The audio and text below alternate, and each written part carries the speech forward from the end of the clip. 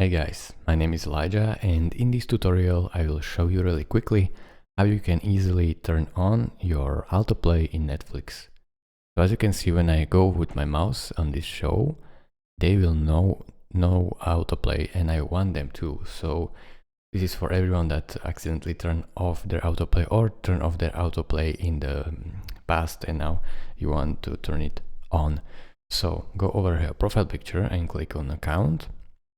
Then scroll down until you see edit settings, click on that.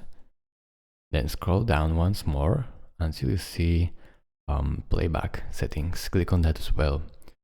Now these two boxes will be unchecked, so click on this first one to autoplay next episode in series, and this will apply to all devices, and check the second one if you want to autoplay previous while browsing, and this will apply on all devices as well. Now if it doesn't work for you, this is because you didn't scroll down and press save. So make sure you press save. It will work exactly like it should.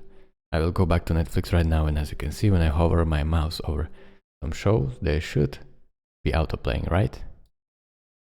As you can see, they are. So thank you guys for watching. If this video was helpful to you, consider subscribing and liking this video, and I will see you in the next tutorial. Bye bye.